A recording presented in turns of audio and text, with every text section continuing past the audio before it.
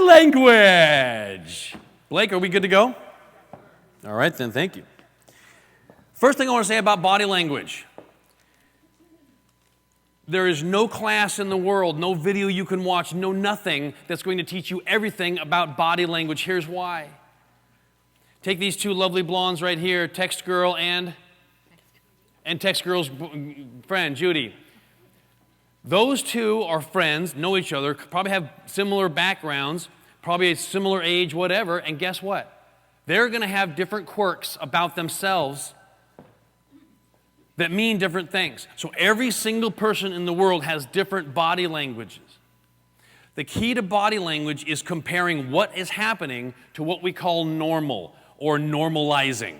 If I know everything about Lisa and she does something that doesn't seem normal to me, then I know that means something else. If I don't know Lisa or if I don't know these girls, can I really figure out what's normal? Yes and no to a certain extent. So you must understand that we need to understand what a person's norm is to really start to analyze their body language and know exactly what every little quirk means. So if I don't know somebody, I can usually study their body language and give some general rules that apply to the general population. Does that make sense?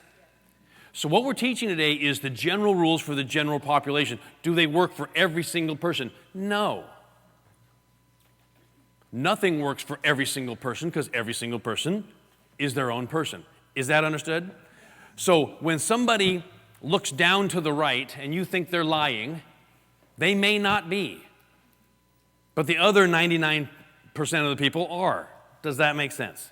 Okay, so I want to make that disclaimer because you'll come and call the career compass up and goes, well, I thought this person was saying this, this, and this, and that wasn't at all what they were saying. You guys messed me up. Well, you're dealing with somebody that their normal is a little different than the actual normal. Who here would describe themselves as normal? Nobody raise your hand. We're all realtors. We're all weirdos, okay? You gotta be a weirdo to be in this business. So, let's talk about this. Body language. The first thing that I want to go ahead and talk about is body language is broken into 4 parts. What are the 4 parts? Above the neck, eyes, gestures, movements that are above the neck, the head movements. And then we have below the neck, body position, and position as it relates to the rest of the world, and it relates as to other people. We also have tensity. How intense am I? Intensity, intensities, as Mike Myers would say. How intense am I? How relaxed am I? That means the world when you're trying to read somebody's body language, because their body is going to show you how comfortable or non-comfortable they are in whatever given situation that you are observing them in.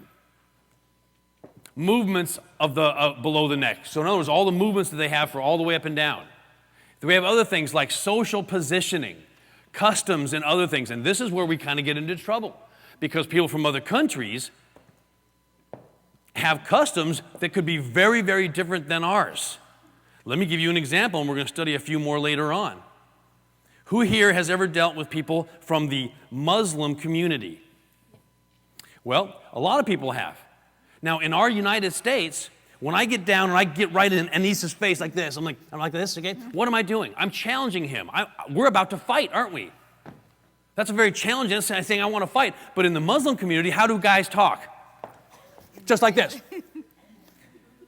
And that's just the way they speak. That's their normal custom thing. So you must understand that. In fact, I was just watching an example of this. Our American GIs over in other countries where there was a lot of Muslim presence, they would be talking to people of the Muslim community and culture, and they'd be talking really close, and our American GIs would be like, just start punching, and they'd be like, why did you just hit me? I was just talking to you. But that's just their way of doing it. So you have to understand that the different cultural norms can be very misleading when it comes to body language. And the last thing we're going to talk about is the handshake, which is the last chance to impress. And if you sat in the first 2 rows, congratulations. You're going to be part of our test to see if your handshake is something that is helping your business or could be hurting it disastrously. And we'll get some examples of that. All right, let's get into it. The first premise of body language is this. You must be open and in tune to it happening. All the body language in the world could be right in front of your face, but if you are not noticing it and being in tune to it, you're going to miss it all. And that's why sometimes we don't really have the communication, should we say, level that we want with a lot of our customers and a lot of our friends, colleagues, families, and people who are speaking to us, is because we're not in tune and we're not noticing their body language. Who here's ever dated somebody? Anybody? Okay? Unless you're the 40-year-old virgin, this probably includes you. You ever date somebody and you're just so in tune with them and your body position and their body position and the communication and you feel that intensity and you're like, oh, you're really falling in love with that person? Because that's at that point in your life, subconsciously, you're super in tune to their body language, not just their speech, but also their eyes and their movements and their tensity, everything about them. So the communication is just flowing between you and you feel that real intense feelings. Makes it sound kind of clinical, doesn't it? Sorry, ladies, I've just wrecked all your romance. Sorry about that. Guys are like, hey, Wellington, how do I create that on any date I want? Let me give you a good example, and we'll talk about this one later. This is one of the most obvious examples I've ever seen. When the movie Mr. and Mrs. Smith got done filming, they had a press conference, and here comes Angelina Jolie and Brad Pitt. Now, at this time, Brad Pitt was still married to who? Jennifer Aniston. But they were kind of separated, which is an interesting term. I know guys who are separated from their wives whenever they leave the house, which is interesting. Like, yeah, I'm separated from my wife, meaning she doesn't happen to be in this room. That's convenient. Anyway, they come up on stage, and Angelina's over here, and Brad's over here. And Brad, who is clearly the director, as we call it, or the controller of that relationship, as strong as you think Angelina Jolie is, in that relationship, she is subservient to him. And you can see it in every single photograph and every single video of them. I remember when they had their first baby, and they had this picture of Brad looking down at the baby, and another picture and Angelina's kind of in the background, and what's she looking at? She's looking straight at him to see of his approval. I mean, he is Brad Pitt, right? So anyway, they're up on stage, and Angelina's over here, and Brad's here. And somebody asked them a question because there were some rumors about them becoming an item, and you could see her, and she turns and looks at him and does what we call the up-down. And we'll talk about that a little bit. She looks at him and goes like that, and get a little smile. And I'm like, no! They are an item right there. He's got her coming, had her at hello. Okay? Had her at hello. How do you do that? You look like Brad Pitt. That's one really good one. Okay? I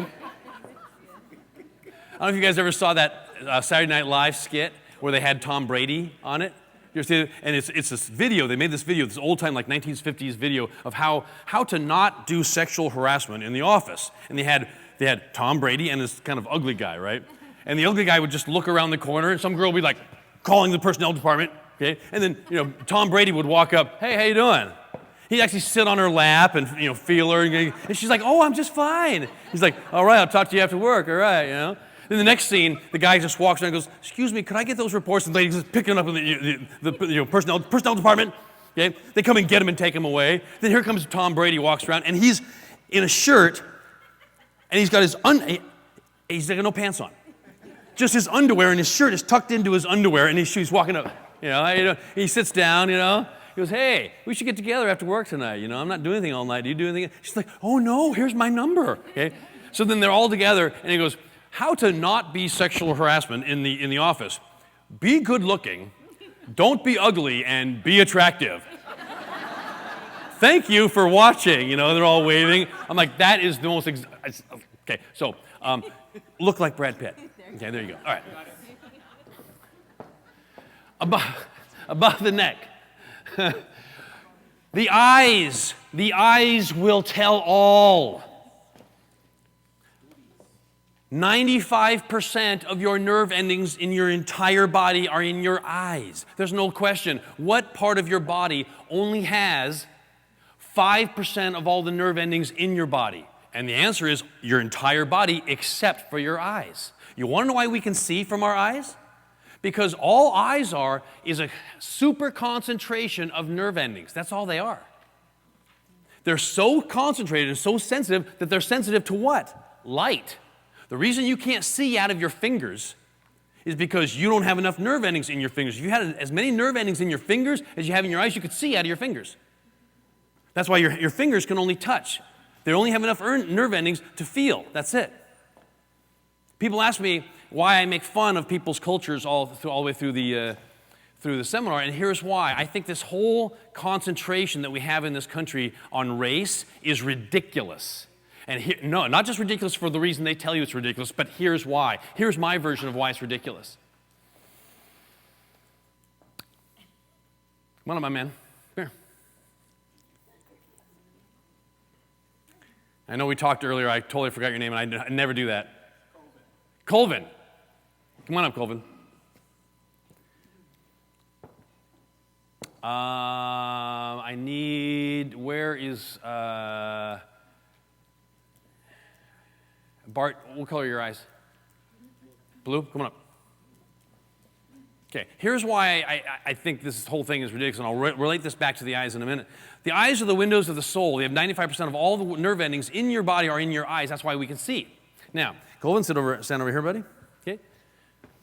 Bart, stand right here. Now, let me ask you a question.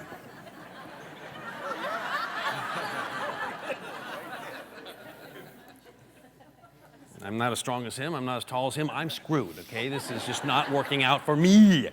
Okay. Let me ask you a question. Biologically, who am I more similar to? Him or him? Bart, you're wrong. I am biologically more like Colvin than Bart. Here's why. 95% of all your nerve endings in your eyes. He has brown eyes. I have brown eyes. He has blue eyes. I have brown eyes. 95% of me is the same as him. Only 5% of me is the same as him, which is our skin color. Yet, for some reason, you all just said, this is who I'm like, and it's not. I'm more like him. That's why I think this whole race thing is ridiculous. Because if you really knew, I have more in common with you biologically than I do with you. That's why race is so ridiculous. Thanks, guys. Appreciate that. Now get off the stage and quit making me look bad, okay? So now Colvin and I get to sit around and talk about Bart. Yeah! That Bart guy, those blue-eyed tall dudes, I'm telling you. They don't like us, do they, Colvin? All right, Colvin, brown eye power, yeah. All right, yeah. All right. There you go. I'm more like him than I am like him. Yet we have this whole thing in our country about race, and it's just stupid. Now, the eyes never lie. You could position yourself, you could sit, you could hand, you could make sure your arms aren't doing things. Your eyes will never, ever betray the other person. Because everything that goes through your head and through your central nervous system comes out through your eyes. They are going to absolutely do what you are thinking in almost every way. There we go. We just talked about the Angelina Jolie. She's up there trying to say, oh no, we're not together. And she does this. She goes, smiles and goes. By the way, guys, you'll never catch a woman doing that. But if you ever do catch a woman looking to the side at you and she gives you the up-down, looks at your face, then down and up, you've got her. She likes you.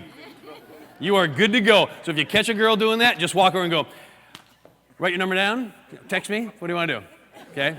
Because I'm there. I got you. You might as well kiss me now because we're going, okay? It's going to happen. Now, if I'm going to look, okay, all the guys like, oh, this is such good stuff. Oh, I am going to go to the bar tonight. I am no longer going to be the 40-year-old virgin. This is going to be great. If I look up to the right, you guys quit laughing. This is supposed to be a serious class today, okay? If I look up to the right, it generally means, again, very generally, it means I am using my creativity.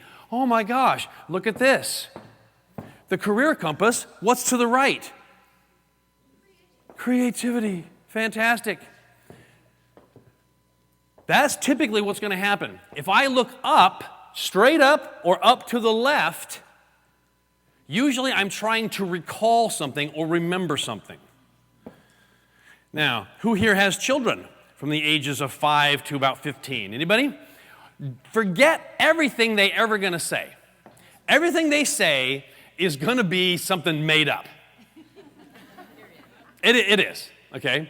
But their eyes will always give them away. Watch their eyes and you'll like, are you making up a story? Well, no, Mom. What happened was the lamp just fell off. It just flew off the table. Okay, really? Yeah. Okay. Down to the right, blatant, telling you something that is the opposite of the truth. Where do we get this? Police officers actually study body language more than any other profession because it can mean the difference between death and life. In almost all cases, if you know what to look for, you know someone's about to do something. One of them is when someone claps. A clap like that is an automatic subconscious sign of about to attack. It means I'm getting the blood going. If I have a gun and my finger does this, my thumb comes away from my hand, I'm about to grab my gun. So now I'm a full second ahead of before I pull my gun. If I'm a police officer, I'm a full second ahead, and a second can mean everything. All these things, the movements are going to give away. Now, darting, this means avoidance. When someone's eyes are darting around, they're trying to avoid the subject because they're looking everywhere except where? You. Blinking often. This, I love watching the debates, the political debates. I love this. Because you'll see people get questions from the moderator or somebody, or they do these town hall things. And I just love, one of them is the most famous one is the John Edwards one. He's real popular these days, isn't he, ladies? What a great guy that was. Gee whiz. I mean, lawyers are like, dude, you're making us look bad. Lawyers. Politicians were even lower, like, dude, you're making us look bad. And they're the lowest on the list. One time in a debate, when he was running for president, somebody asked him a question, and you could see him do this, he was, and his eyes, like 10 blinks in about 3 seconds before he answered. What did he just tell everybody? Not that he lied, no. Okay? That he's under serious pressure. This is a pressure situation, and he's trying to get ready and trying to get through this situation. Or that, or he's thinking about his mistress. I don't know, one of the two. Okay. She wasn't there. This right here, when your eyes are half closed, this is so common that it almost, someone's being skeptical. So in other words, in this case, it's not telling you something, it actually shows you something. So what I mean is, when you say something to somebody and they go, what? Okay, what? Okay, my eyes go half shut. You know right now, what is this? What? What am I saying to you? I don't know. What? I don't know about that. That seems I'm very skeptical about what you just said. You've got me about halfway there, and that's about it. This is always good. I just used this morning at breakfast. A smile. Is it a real smile or is it not a real smile? Here's the difference. Does it incorporate a certain number of muscles in the face?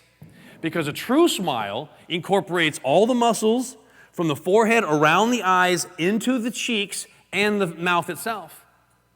A real smile is like, hi, how you doing? Okay? Or a fake, insincere smile only incorporates the muscles around the mouth. Ladies, you're famous for this. Hi. Hi. Hi.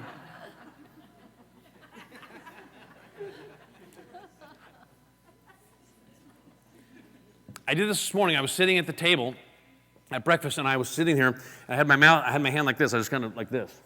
Okay. And this lady who was walking back and forth to the buffet, she seemed nice, so I thought I would smile at her. But I kept my hand like this, and I was like. Now she can't see my mouth. She only saw my eyes. But she smiled back at me because she knew I was smiling, right? because the muscles around my eyes were being incorporated. So a smile is not just showing them your teeth, it's showing them your whole face. Right, Tracy? See, lovely lady with the whole smile. This is the biggest giveaway. I love these celebrities. I already think they're pathetic to start with, and then they just make it that much more easy for me to think that. Let me give you an example. The crash and burn of Britney Spears. This girl, if you go back enough years, was confident and smiling and toward the camera and extending to the crowd, big smiles, big opens, straight up and down posture, being open, honest, showing everything. Then she goes into, I'm going to shave my head and crash and burn mode. So what happened? For the next year or so, every time you saw her on camera, she had her hair pulled back, she had dark clothes on, and whether it was night or day, she had those dark glasses on. Now, what do dark glasses mean? They mean I'm hiding my eyes. It means I'm hiding away. I don't want people to see me, so I'm covering my eyes. It comes from that old saying, stick your head in the sand, because ostriches stick their head in their sand, and what are they covering? Just their eyes. The rest of them is exposed. And by the way, ostriches don't do that. That's an old wives' tale, by the way. What they do is they lay their head on the ground like this. They don't actually bury their head in their sand. But the whole idea of that saying is you're covering your eyes so you're not seeing. So if I don't see it, it's not real. Reminds me of that the magician I saw one time. He goes, okay, folks, in 3 seconds, I'm going to make the crowd disappear. 1, 2, 3. You disappeared. There you go. The crowd disappeared, literally. Let's talk about gestures above the neck and a few things. Tugging at the ear. This means somebody is suddenly uncomfortable. Watch this one, especially in real estate. When you tell somebody how much a house is, they'll go, ooh. Okay? That means, ooh, I don't know if I can. So watch tugging on the ear. This picture right here is a perfect example. I am all of a sudden uncomfortable with the last thing that you said. So when somebody grabs an ear and kind of tugs on it, especially women, I don't want to be sexist about it, but women just kind of, play with themselves all day with the face, Okay. When someone grabs her ear, she's all of a sudden really uncomfortable. Guys, let's go back to our dates, shall we? If you're on a date with a girl and you say something and she kind of looks aside and tugs her ear, you just went down. I no longer have you. You're not giving me the up and down anymore.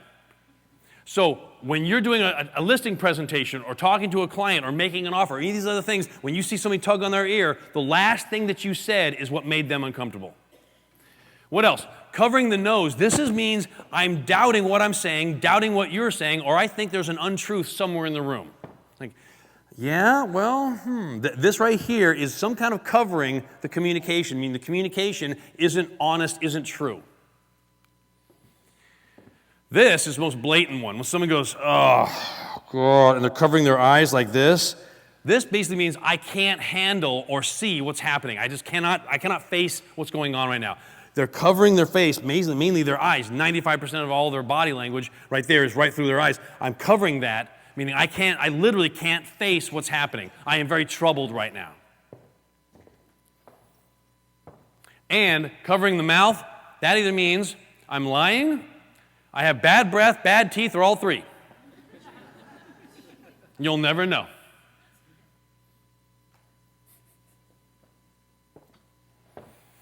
Okay, let's keep going here. This one's great. I'm going to show you how to, after the girl tugs, after she gives the up and down, and then you say something stupid, and she tugs her ear, this is how to get back. If a girl takes her hand and rubs it through her hair like this, you're back again. It's would you like to have a drink at my place time. Okay? Because when a girl plays with her hair in some way, what she's telling you is that she's subconsciously wondering if her hair looks good. And ladies, do you relate your attractiveness a lot of times to your hair? Almost always. Does my hair look good right now? So when a woman plays with her hair, she's subconscious. That's a subconscious movement.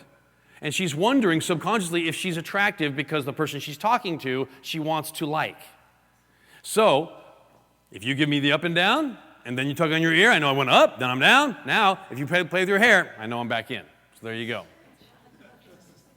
I'm really playing with this girl's emotions right here. It's pretty awesome. Kind of a fish game here. Let's go with this. Above the neck. Continued. Head movements. When I'm speaking to somebody, like I'm speaking to Chip, I'm going to use him as an example again because what we did yesterday is a perfect example of the way guys communicate with each other. It's kind of interesting. If I'm speaking to Chip like I was yesterday, and my head is straight towards him and my eyes are straight towards him, usually it means that I am fully conversing with you, I have full communication, and I'm open and honest towards what you're saying. If my head is in any other direction when I'm speaking to you, that means my words need to be going some other direction than where they should be going, which means what I'm saying may not be everything, may not be all of the information. So am I being forthright or am I hiding something? Here's the love formula for you guys. Back to your ladies. Where's my girlfriend over here? There we go. Okay. They say that a person's feelings of love for you is a direct correlation to the number of minutes that both of your sets of eyes have met. Old saying. Zig Ziglar used to say this all the time. You want to fall in love with somebody? Stare at them right in their eyes for a long period of time. And no matter what you want, you could hate me completely, Anwar, but you're going to love me. You're going to love me. Okay?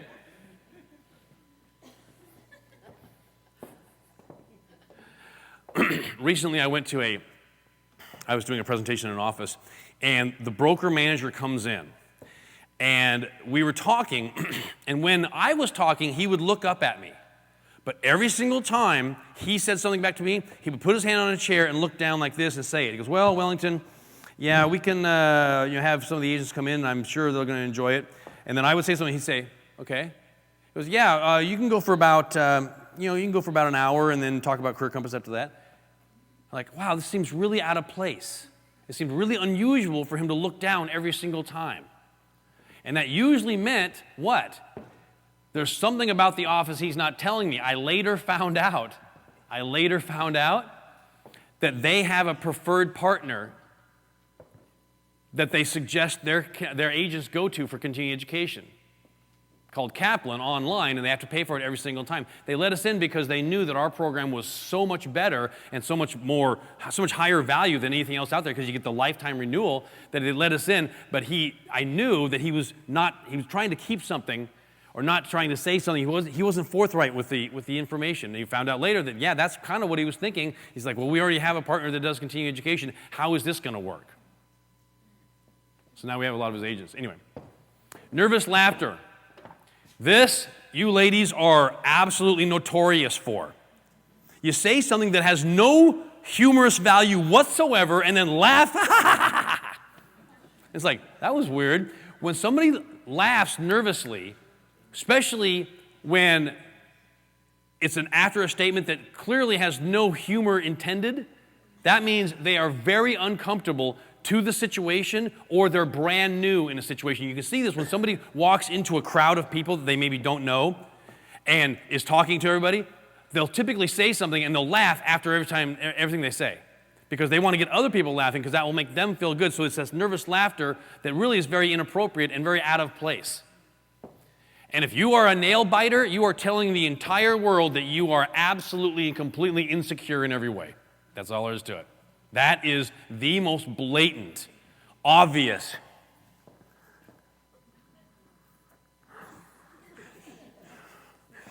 Sure, I can tell you.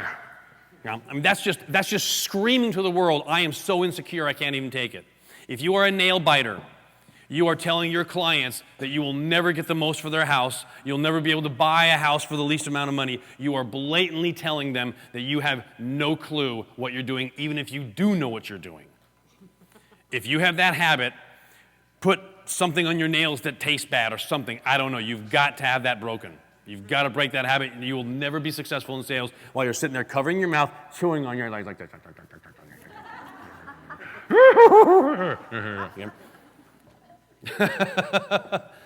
Talk about statements here. Poorly timed or inappropriately loud.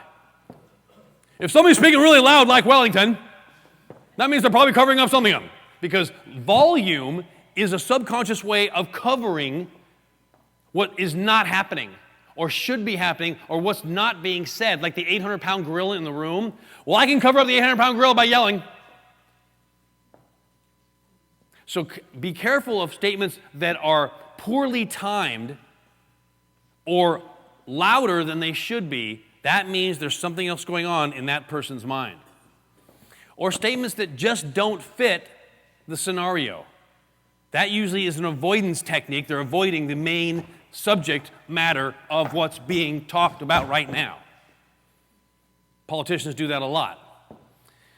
Unnatural movements while making statements, and we'll talk about a huge example of this in just a second, and pay attention to the length of any answer. Ladies, you know this.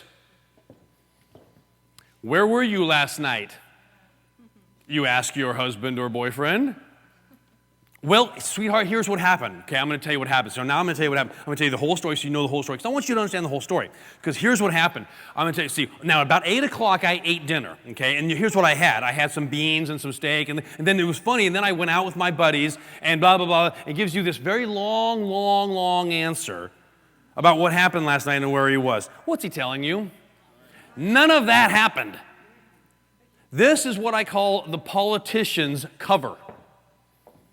When they give an answer that's simply too long for the question that was asked. When was the last time you heard a politician say, no? Yes. It never happens. Obama is probably the biggest violator of this. Every time I see him talk, I'm like, dude, shorten it up. You're telling everybody that here's the answer, but let me sugarcoat it with all these other words. You're telling us, you're stating, you're screaming that you're not telling us the whole story. Or you want the direction or the attention to be somewhere else other than yes or no. Wouldn't that be great? Wouldn't that be refreshing if a politician finally just said yes, no? Wouldn't that be awesome? You'll never get it. So pay attention to answers that are just simply way too long. This one, God. Okay, cracking voice. This is one of the most insulting, blatant, ridiculous answers that I've ever seen from any politician make. I mean, I even felt sorry for her. Hillary Clinton is a very strong, direct, in-your-face woman. Even back in the early 90s when she was the first lady, they dressed her up, and made her hair all poofy and put on nice makeup. And so when she did those public service commercials, hi, I'm Hillary Clinton. Blah, blah, blah, blah. And they made her voice very soft. They made her talk soft and slow, okay, so she'd be very feminine. She's not. No offense. She's just not a feminine person. She's very direct. She's very in your face. Look at her now. Glasses and a ponytail. She's very in your face. So when she was running for president in 2008, this one was, and they played it over and over and over again. It was just, I was like, oh, God. They asked her a question. She was like this and this, and she goes, well, and then they asked her some kind of question. That's when I knew she was being coached on every single thing she said. Because all of a sudden her voice changed. She goes, well, it's about our country. And, we just want to do better tomorrow than we. And I almost wanted to puke. It was, because that's one, it's not her. And two, it was completely out of place. She purposely cracked her voice and actually tried to tear up, which I don't think she has any. But that point being is, it didn't work. She just tried. And it was like, oh, here we go. So be careful of obligatory crackling of the voice that tries to change your tone or your mood or the mood in the room. That usually is a sign of insincerity. And I will tell you right now exactly how Barack Obama got elected president. Ready? Because he speaks in 1 to 3 word segments at a time. That's how he got elected president, right there. You want to know why? Because the American populace, unfortunately, has reached a level of, should we say, unsophistication that most people in this country, unfortunately, because all they're used to is texting, they, inside an answer or a sentence that's more than 10 to 12 words long, they lose the attention. So what he does is speaks in very short little pods that you will understand and remember. That's exactly how he got elected. Because, right or wrong, John McCain went on and on with, you know,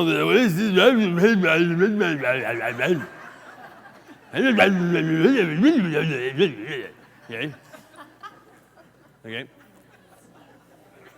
No, I had no disrespect to John McCain. He's an absolute war hero, and you know, I salute him any time. You know, wonderful guy. By the way, little side note: I was in the Phoenix airport about 1 year ago, and here comes John McCain down the hall, carrying his own bags, alone, on his way back to the Phoenix office. So I'm like, wow, that's really neat. I was going to go up and shake his hand, but you know, he was on his way, and some other people were kind of, you know, coming up to him. So I didn't do anything. I was like, oh wow. So I'm going down the jetway to my plane, and I said, you know what? I just saw John McCain. And the guy who was there, who works at the airport, said, yeah, he's here all the time. You know, he flies in and out to go to Washington. He's here all the time. Great guy. He goes, by the way, was he alone? And I said, yeah. Was he carrying his own bags? Well, yeah. Okay. Janet Napolitano came through to go to the border about 6 months ago, the guy says.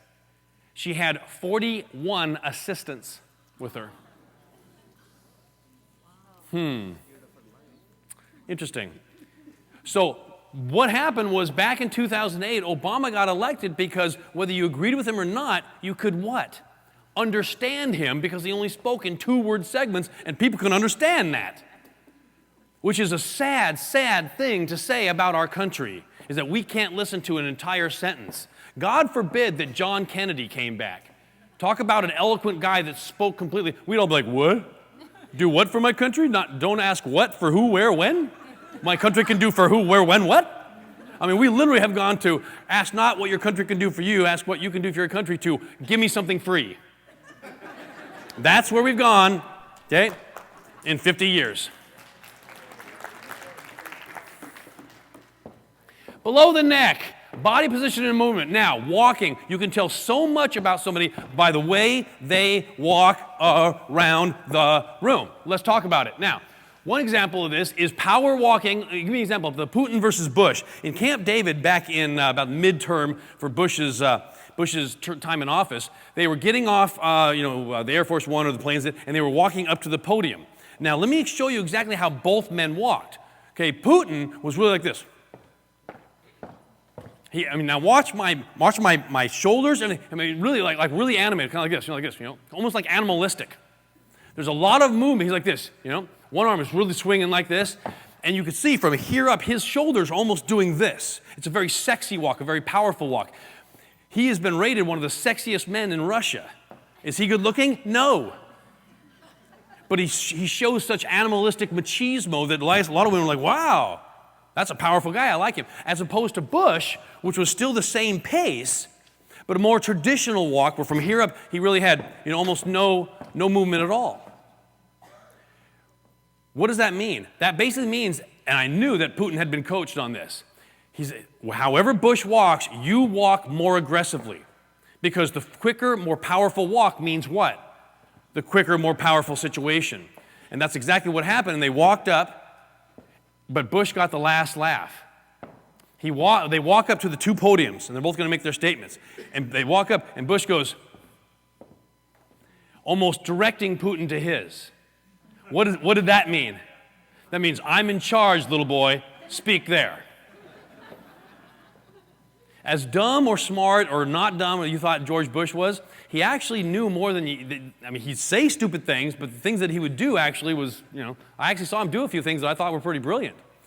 And that was one of them. He definitely had that. And when they turned and went into the building, they would go into the building together, and Bush did this. Put his hand on Putin's back. And then did one of the most amazing things I've ever seen. Did this on his back. Stand up, Anise. Goes like this, goes, you're a good little boy. One of the more famous examples of this kind of thing is when Bill Clinton was at Camp David with the Prime Minister of Israel, Prime Minister Barack, not Barack Obama, okay, and Netanyahu, or was it?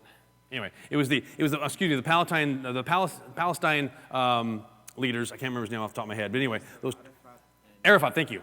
Arafat and Barack were on either side of him, And you should have seen this most blatant example of body language fighting I've ever seen. They go to the door, and Clinton's like this. So this is the door. They're filling them from behind. And Clinton goes through, and he's kind of like this, helping them through the door.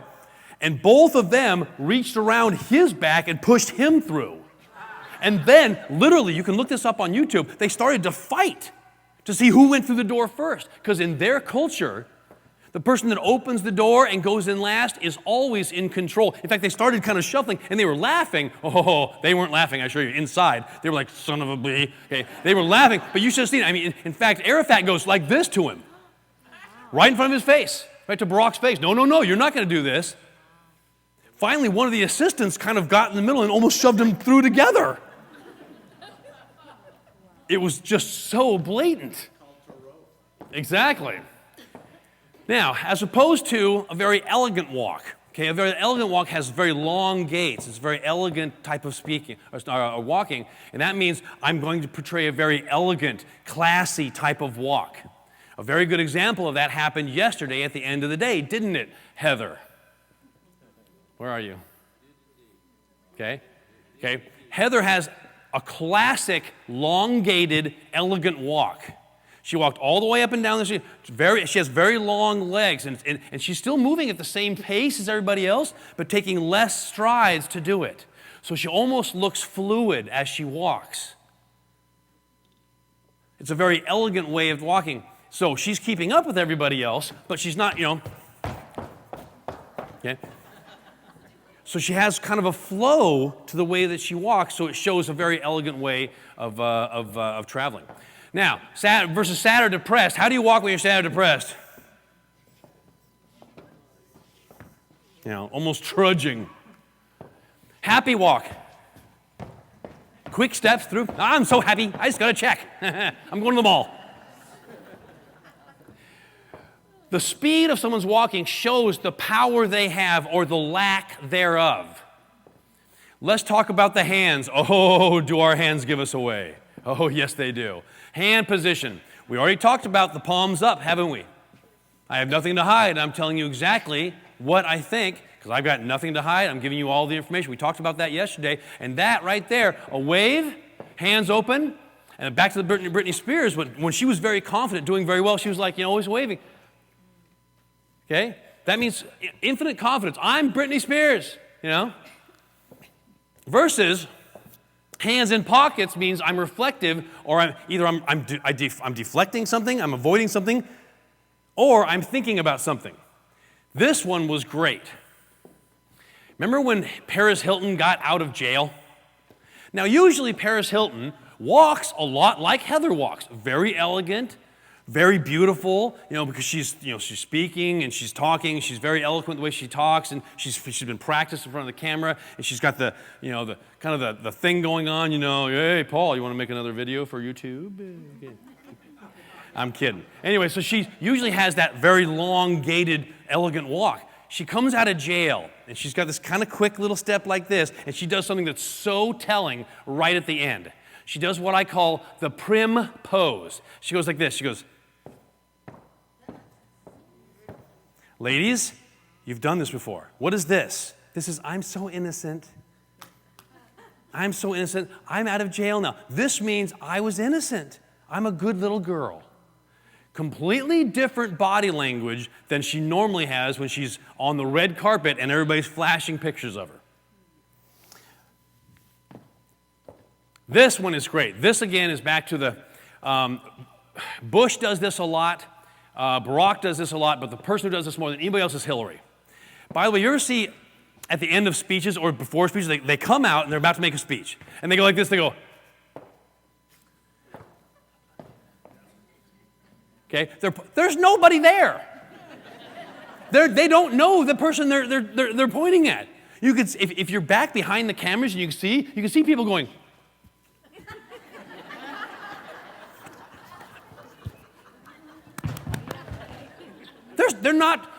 They're giving the impression that they know everybody in the world. I know everybody. Okay? There's nobody there, folks. Their posture, hunched over, threatened or unsure. Tall and straight, confidence. Back to Britney Spears. When she was having her meltdown, she was always like glasses on. She was kind of always like this, kind of getting her way through the crowd. 2 years earlier, tall, straight, showing everything, showing her front, opening the front. Hi, everybody, look, I got my new boob job. Yay, how you doing? Okay.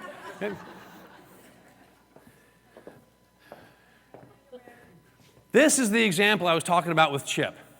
Women communicate, and they'll be able, and they actually stand.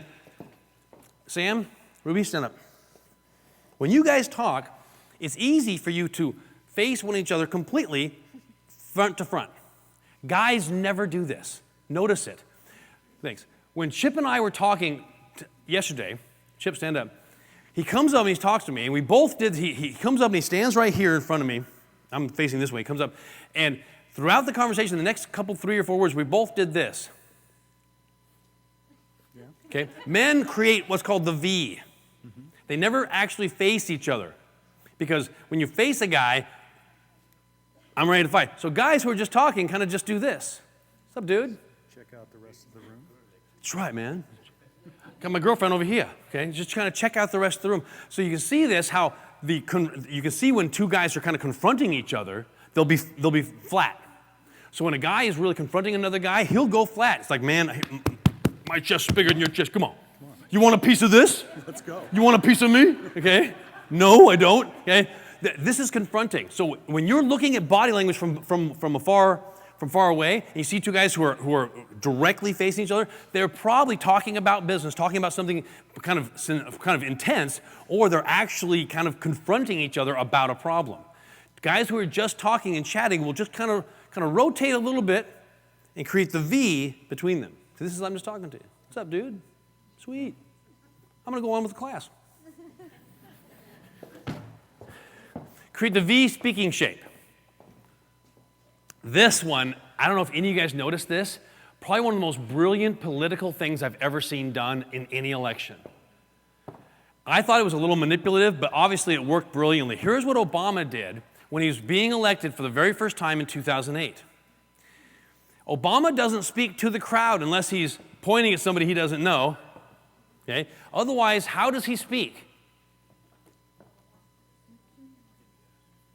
He always speaks over the crowd. He never looks down. When he's speaking, it's almost like there's somebody in the back of the room that's paying attention and nobody else is. I always speak over the crowd. Like, let me be clear.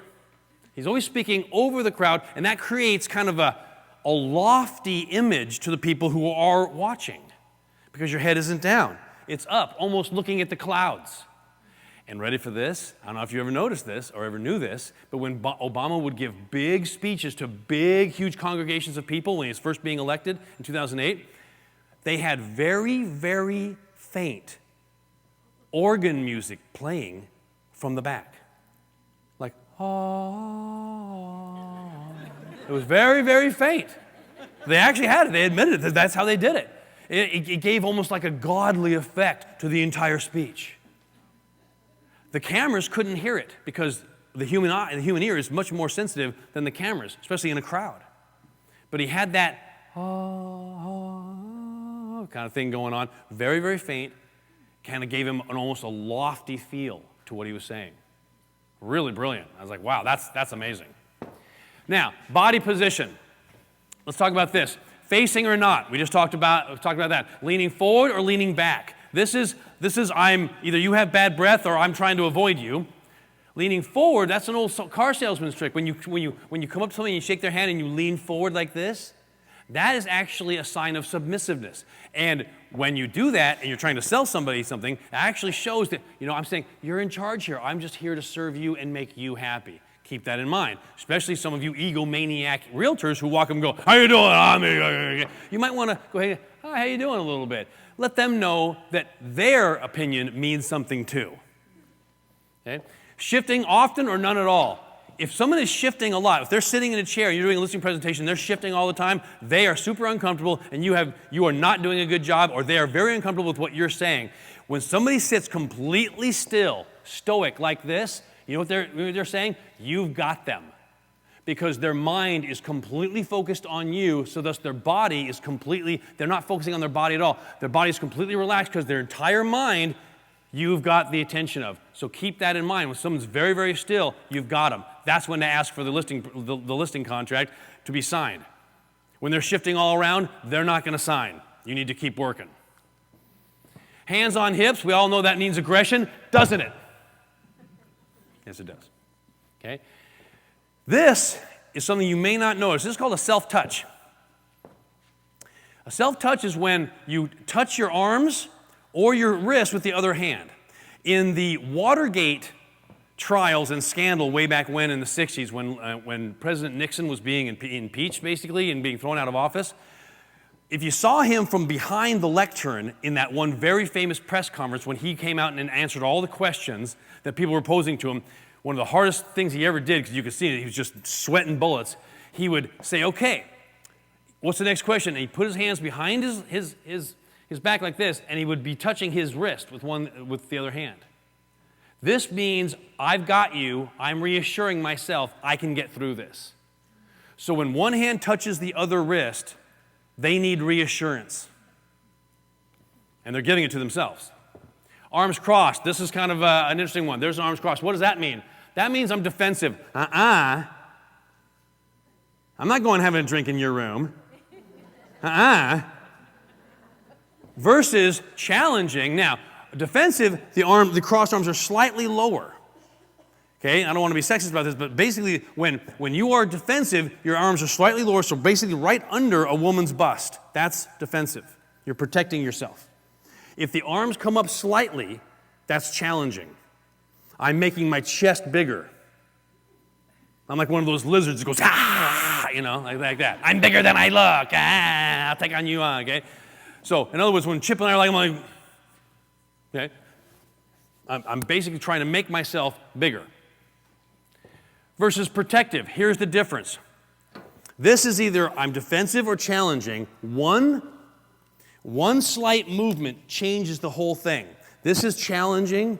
This is I'm protecting myself. One little movement. Because this is I'm almost hugging myself now versus challenging you. One slight little movement changes my entire demeanor. So watch that forward hand. That changes everything about what they're telling you. Back to the Richard Nixon thing. They asked him a very difficult question about the money. And he goes, I have worked for everything I've ever had. I am not a crook. Every dime I have worked for and I've earned. And then he goes like this. He takes his hands off the lectern, steps back, and crosses his arms down here. And they were very low. He just screamed, I lied, and now I'm ready to defend myself. Just screamed it. It was so obvious. That one movement right there, I've earned every dime I've ever had. No, you haven't, buddy. Right hand orientation, we talked about this yesterday. Take your weight, shift it onto your what foot? Your left foot, be their slight right. We went over that extensively yesterday. Tensity. Are you relaxed? Are you intense? Are you mirroring? Okay? These right here are the three things to analyze somebody's body language when they're sitting and you are doing a listing presentation. Are they relaxed? You've got them. Are they intense? And are you mirroring them? Are they mirroring you?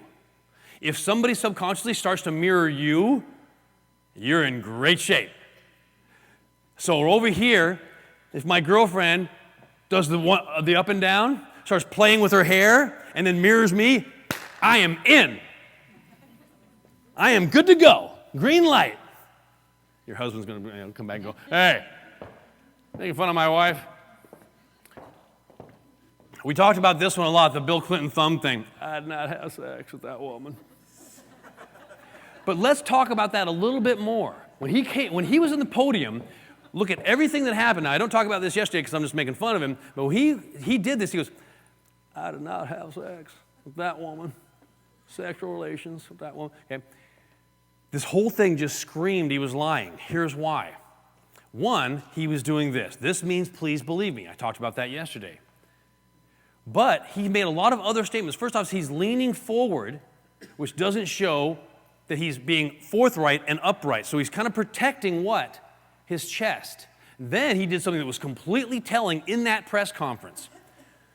He goes, "Now, I never did this, I never did that." And he goes like that. He was pointing over here and talking over here. He goes, "I never told anybody to do this, and I never did that.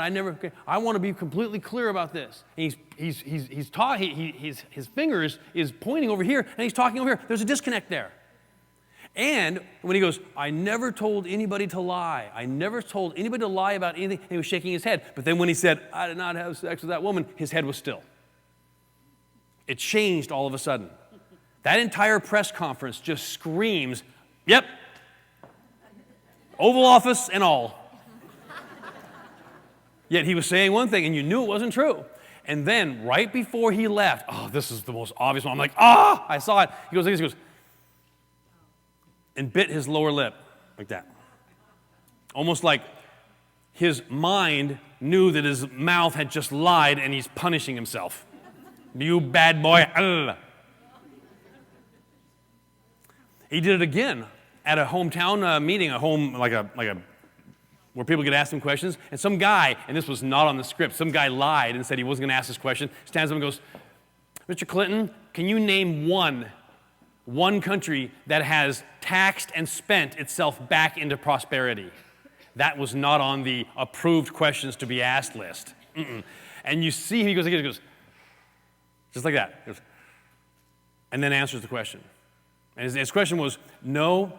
I actually gave him some credit for this, because he actually answered the question honestly. He goes like, he bites his lip, he goes, "Oh, that wasn't on the list." And he goes, "Okay, well, I've got to say something now." He goes, "Well, I can't name a country that's ever done that. But I don't think you could fairly characterize my plan that way." That was a great answer.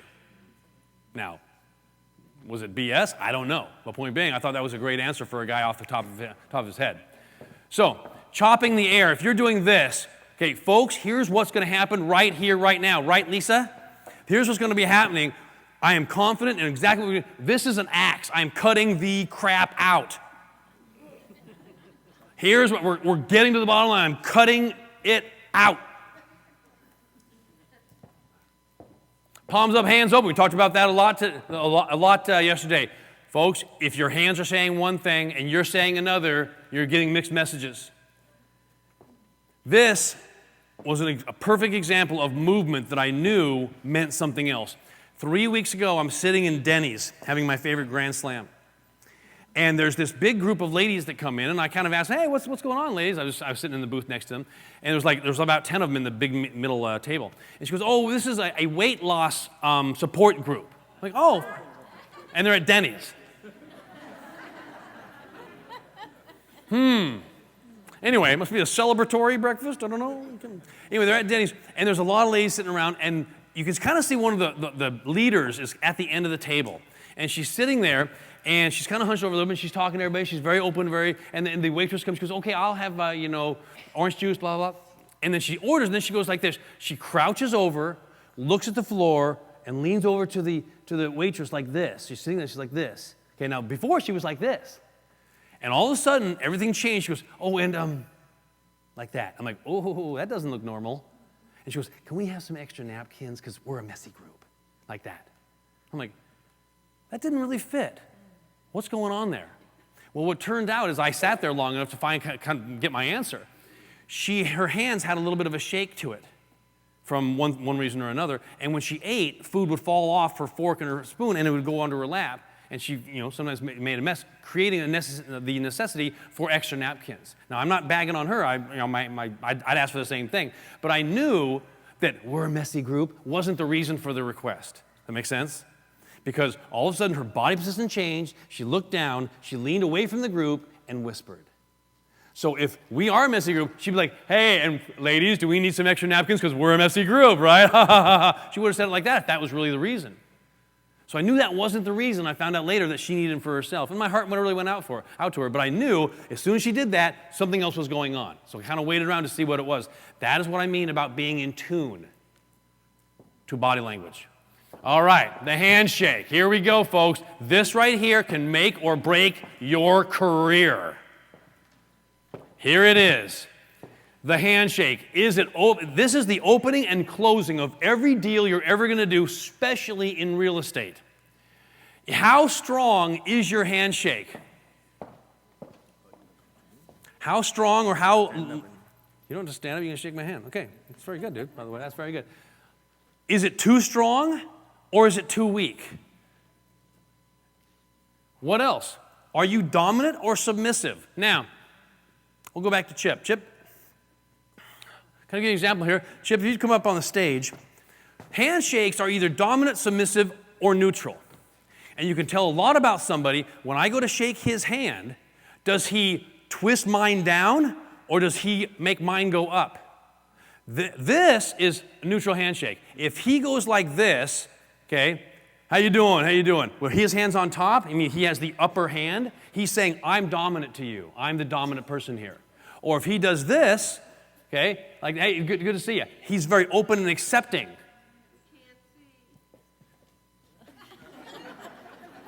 Neutral, dominant, submissive. That's me, okay? So in other words, and you'll see this all the time, notice handshakes. When a guy, person, lady, whoever shakes your hand, if they move one way or the other, they're telling you their position within the relationship. Thanks, Chip. Thanks, Chip. Oh! I guess you're in charge. You have more hair than me, so okay.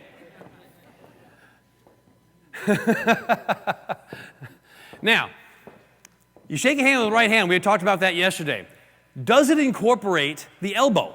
So let's get another victim up here. Let's see, Bill. Come on up, buddy. Look like you were falling asleep, Bill, so I thought I'd bring you up.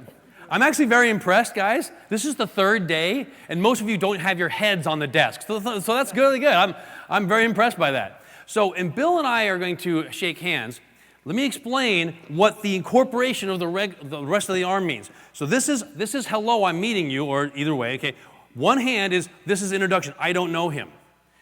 When you go to shake someone's hand and you grab the elbow, that right there means we know each other. So when you see two people shake hands and they shake hands and one guy grabs the other guy's elbow, you know that this is not the first time they've met.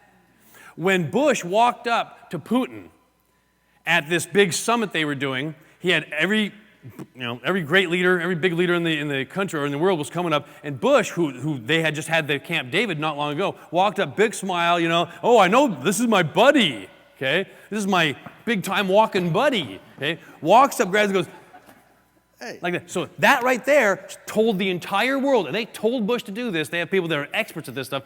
Bush just told the world, this is my buddy. I know him. The rest of those dummies, they don't know nothing. We're buddies. We're in control. That one little grab right there. Now, what does the shoulder mean?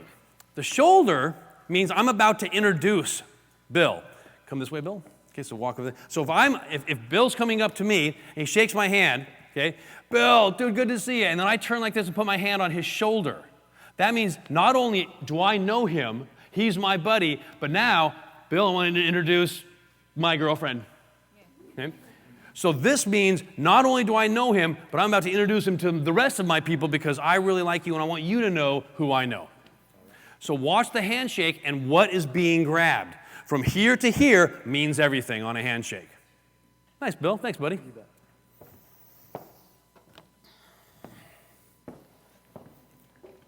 Okay. All right. Paul, you're next. Come on up, dude. Now, Paul, if you watch when leaders of the world get together and there's going to be a photo op, Paul, if you can stand right there in the corner there, and there's going to be a photo op, they always position themselves in a certain way. They always want to be to the left of the camera. Now, this isn't the same as the right-hand, left-hand thing. This is what the camera sees, and here's why. Yes, for the picture, the photo op, or the video, this person is going to be on the left, and they want to be on the left, not because you favor the right or the left, but here's why. If he's Putin, and again, I'm Bush, and I walk up, okay, and he's going to shake my hand, oh, Vladimir, he shakes my hand, okay, we're going to do this, face the camera like this. Now, see his hand? You see the top of his hand, that's a very dominant position, and I'm in a very awkward kind of position. So you watch this, all politicians always do this exact same way. When there's going to be a photo op, the person who is the host or in control of what's going on will always be to the left side of the photo. And they'll always make the other guy do the handshake like this, then do the weird little, awkward thing here. How you doing like this? Now, here's a kind of a cute little thing that Bush did. Again, the guy was crazy, but he had a few good things about him. He would walk up to Putin, and he did this, and they did this, and then they both turned, so Putin had the upper hand, so Bush literally pulled him in and put his shoulder just like that. Now, Bush was 6'2". Putin's about 5'9".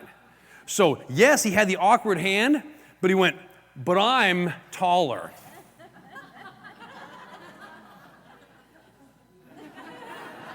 Okay? So, that was a win for Bush. Thanks, Paul. You betcha, buddy. Cultural. A few last key things here. You must be aware of cultural differences. Kiss, bow, or shake hands. That is a book that will describe everything you need to know when dealing with other cultures. For example, a business card in Japan, when you are meeting, very good, Mary. When you give a business card to somebody, so you give a business card to me, here's how the Japanese do it. And this is super important. If you are doing a listing presentation for a Japanese person and you don't do this right, you'll never get the listing. She hands the card to me with both hands. I must accept it with both hands.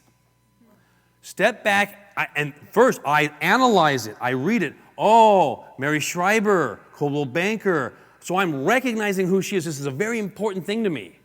So she gives me both hands. Thank you. Now I'm going to see who you are because you're very important. Then I can only do one of two things. One, I can put it in my pocket somewhere above my waist. So like my jacket pocket here, close to my heart, always above my waist. I can put it below my waist, but only one place. And that's in my wallet, because the wallet is an important thing. So I can put it in my wallet as she sees it.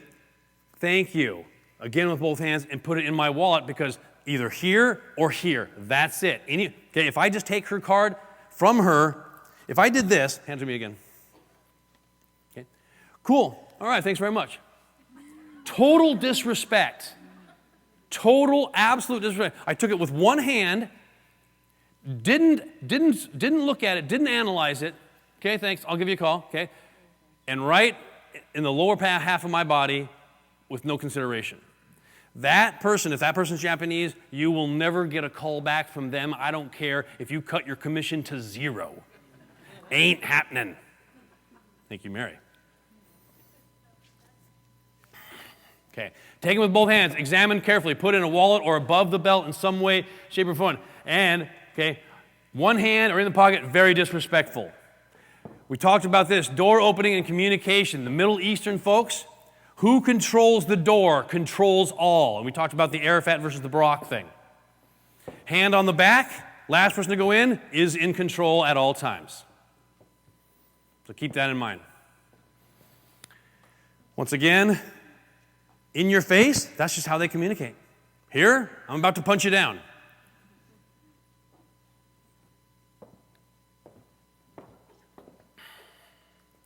Now, real quickly, let's just kind of just summarize here. Be open to what's happening.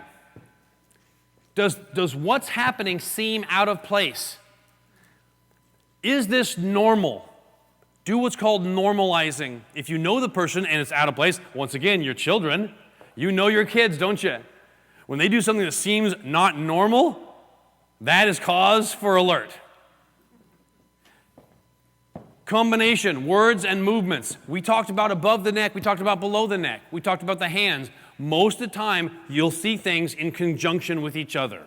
They will not be isolated incidents, but now you know what each thing means. Notice above the neck, below the neck, custom, social, and other, and the handshake is your last chance to make the deal.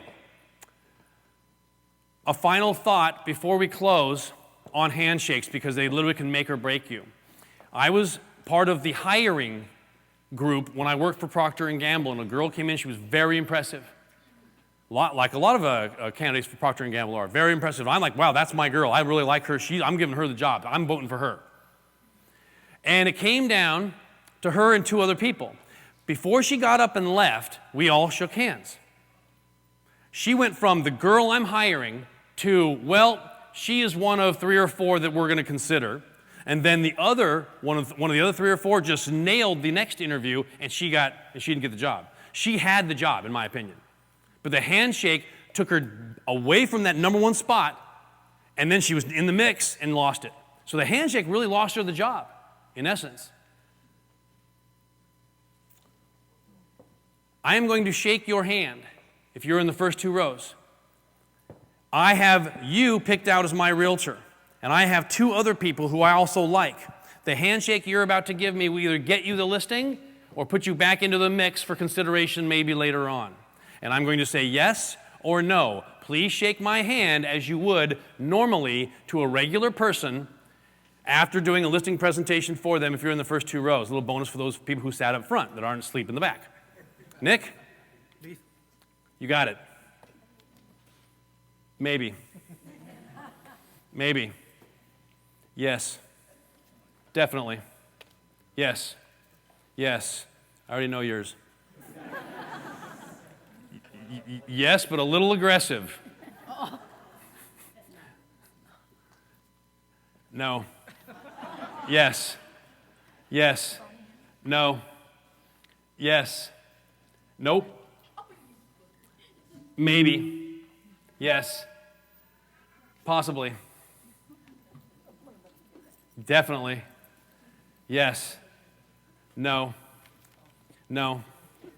No. Yes. Maybe. Yes. Probably not. Yes. Yes. Maybe.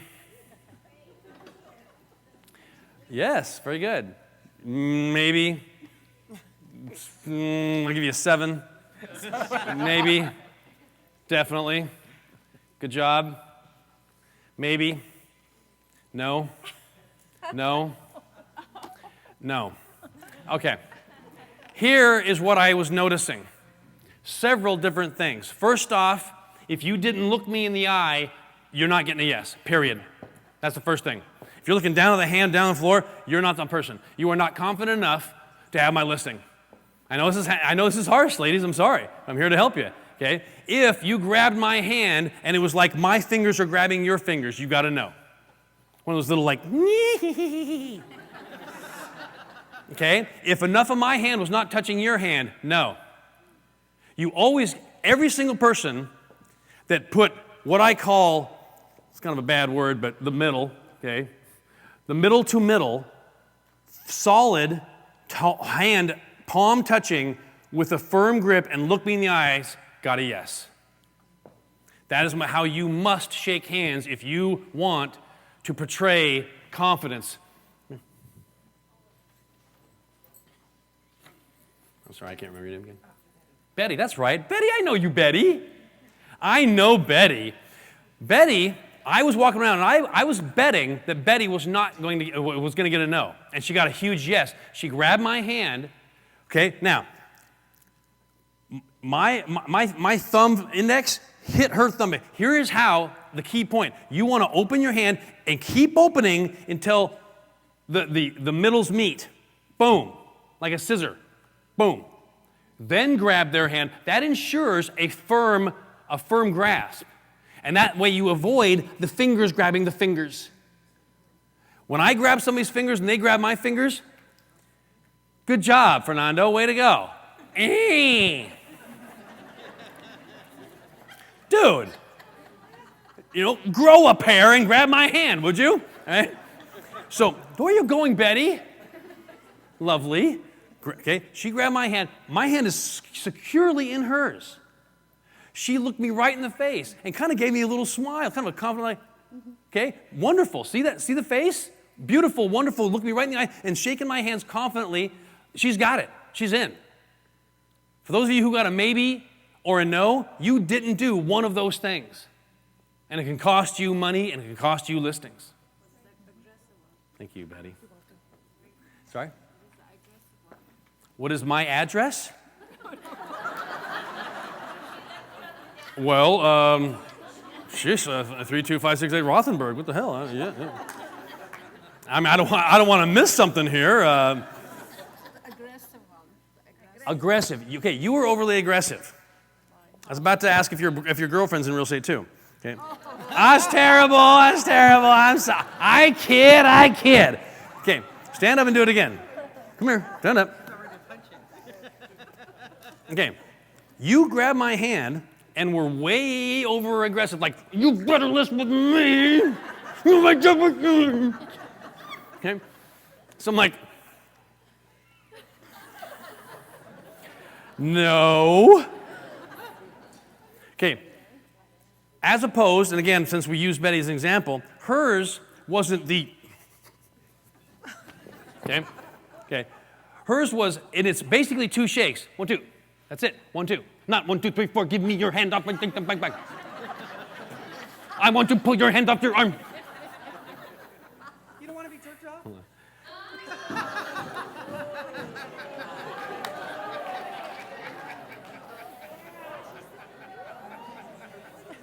Well, Lisa, I've got the woman for you.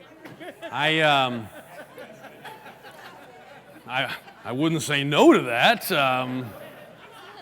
This seminar has reached its lowest level yet.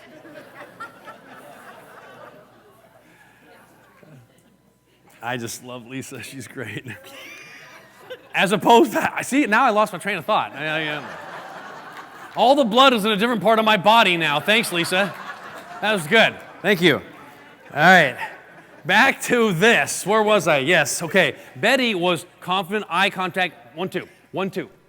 You go 1, 2, and then hold. And let go. 1, 2, and then hold. You ever shake somebody's hand and it's way too long? Can I have my hand back, please? Okay. So that was it. That's why Betty got a resounding yes, and you got a, oh my God, all right? So the handshake, folks, it's important. Do it right. Before I say thank you, I'm going to ask questions over here first. Yes. We went over that about 15 minutes ago. Thanks for paying attention. If you know somebody, it is good. It is too aggressive if you are just meeting them. You might do the hold the hand and put your other hand here if you have great rapport built with them first. You never grab their hand when you're meeting. What are you trying to do? Make love to me here? Okay. That is hello, I'm meeting for the first time. This is thank you very much for the listening presentation. Next time you meet, grab the elbow. All right, hold on. Okay, go ahead.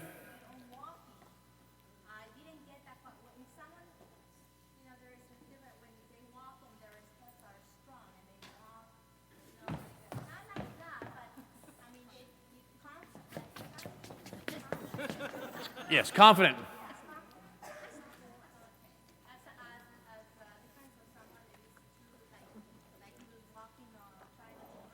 You know, like eggshell walking. Careful of the eggshell walkers. They're insincere. Okay. Yes, and Gary, I'm going to get to you. Hold on.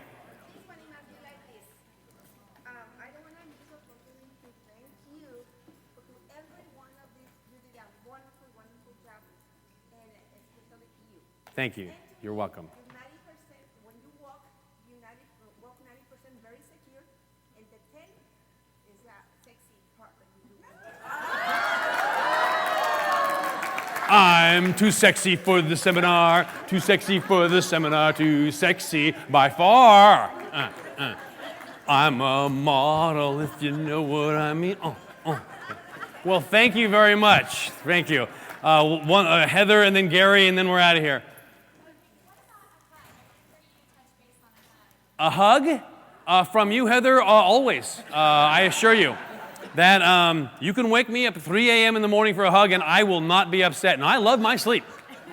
So Heather, that's a resounding yes from you. Gary, not so much. So hugs are, judge the situation. You might not want to hug somebody else's husband. You're not getting that present. That ain't happening. Like, who is that woman hugging you? So careful with those. You hugging another woman? Definitely. You hugging me every day, all day long. Okay? Gary.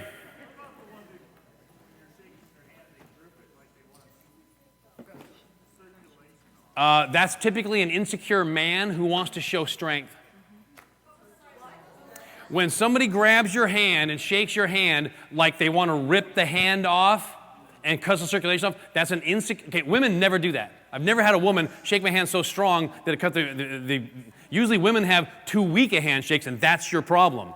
Okay, no, that's always going to be a guy. And it's always going to be a guy who's very insecure about his own manliness, completely unlike me.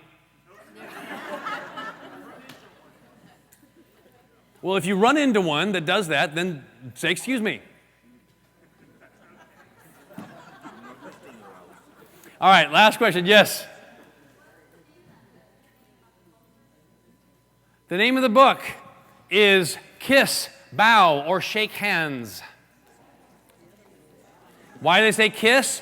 Not kiss in the same way that, the Heather example, but because, and sometimes it's like the thing, because, in other countries, men actually kiss each other on the side of the cheek or whatever, in Italy that means you're going to swim with the fishes. So, anyway. All right, folks.